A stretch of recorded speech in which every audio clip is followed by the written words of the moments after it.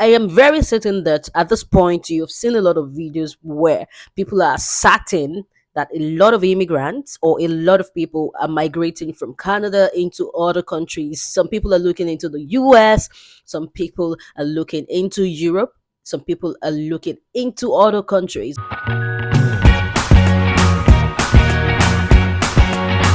Hi guys, welcome back to my channel. It's your girl Ade Dio on these impressions. My impression about everything and anything at all. Today I'll be talking on why people are leaving Canada. So let's start with this. Canada, as we all know, is a very cool country. I don't have anything against Canada, and I mean, I've lived and I have thrived in this country. I love this country to bits. Of recent, I've been thinking a lot about moving to the US. There are a lot of things that are attached to life way more than living or just surviving. And basically, in Canada, most of the time, you just survive. Let's go straight into the topic. Why are people leaving Canada? First on my list is the diminishing middle class. So, the cost of living, it's one of the reasons why the middle class is slowly diminishing. You work so hard to earn so little, and what you earn is not enough for you to survive. You really just put out everything, and then you have to work paycheck to paycheck. You can imagine that you're earning up to like $80,000 in a year, and that is not enough for your family to survive. You're earning six figures, in fact, and that is not enough for your family to survive. In fact, you're not able to save anything out of your earnings, and it just doesn't seem like there would be an headway in the future. This is one of the reasons why a lot of people are considering moving to other countries where they can, where they can earn enough first and also be able to have like purchasing power and be able to save against the future.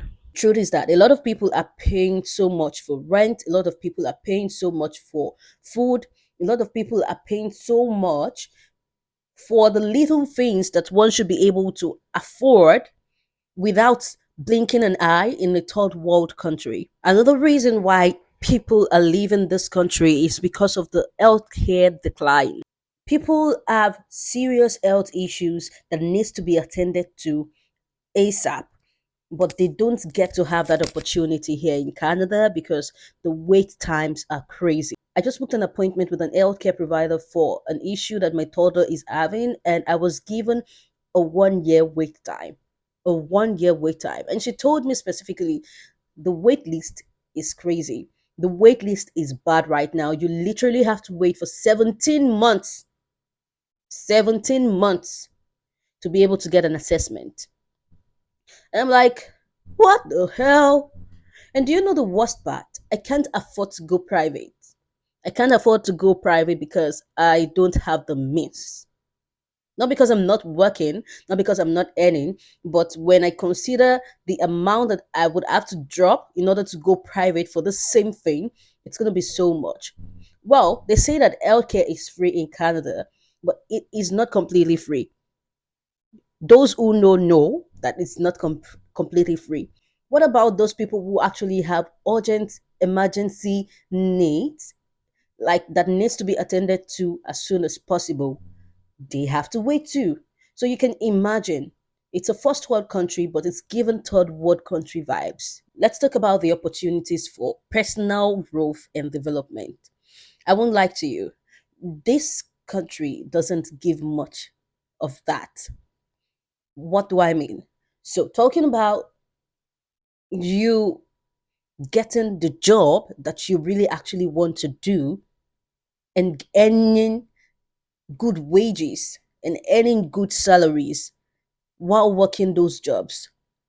The satisfaction of you working and knowing that you're getting back the value that you ought to get. This particular thing is the reason why a lot of people move to the US, because the US pays a lot more than Canada does when it comes to jobs, when it comes to professional jobs. So you'll see doctors migrating to the US, you see nurses migrating to the US, you see a lot of professionals in the tech industry migrating to the US because they feel that they will be paid better there and that they will get the value for what they do.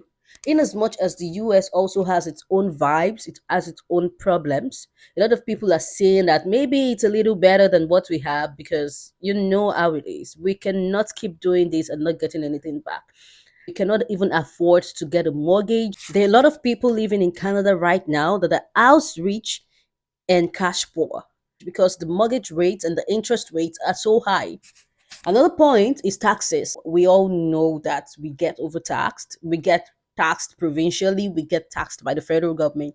We get taxed for everything. We get taxed for income taxes, value added taxes, every kind of tax you can think about. Who wants to keep going through that for the rest of their lives? So people are looking into other options because of that. And who am I to stop anybody? Of course, the weather. It's Canada. It's close to the North Pole. It's cold. It's depressing. The weather is another thing that actually makes people feel the need to leave because there's so much that you can take, right? And people usually do not understand the extent at which the kind of winter that we have in Canada affect a lot of us immigrants living here, especially when you have lived in a climate where it's a lot warmer than what you get here. So many people are considering going to warmer climates in order to be able to live a better quality of life. And it is what it is. No savings. This one is one major thing that gets me all the time. I made a New Year resolution that I'm going to save as much as I can this year. But trust me, the budget is so tight. The budget is so tight that it's so hard to be able to take something aside for savings. There's so many things to pay for that at the end of the month, you don't get to have anything left. Maybe this is not the situation for a lot of people, but trust me, I know that my own expenses are not as much as that of some persons. And I don't even know how people are doing it. I would always advocate that people actually live below their means. Like I said, we live paycheck to paycheck. We literally, people get paid here every 2 weeks. And by the time you get your paycheck, you already have so many things that takes away the money. Those videos that you see on TikTok where people say, "Oh, this is okay," they got their salary, they're so happy, and they're showing you one thing comes up, the bills comes up one after the other, and takes everything off until it's 0.00. Those videos are actually very real. That is real life in Canada. This affects almost everybody apart from the few percentage or the small percentage of wealthy people or the companies and organizations that are balling, you know, even those ones, they've been trying to cut cost a lot.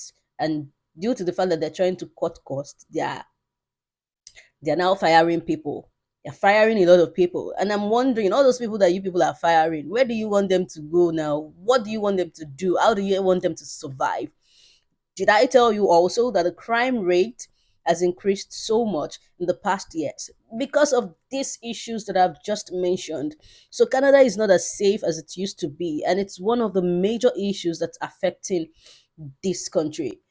So, guys, if you're thinking of moving to a first world country in 2024, consider your options and know whether Canada is one of those places where you want to take the risk of migration. No economy is perfect.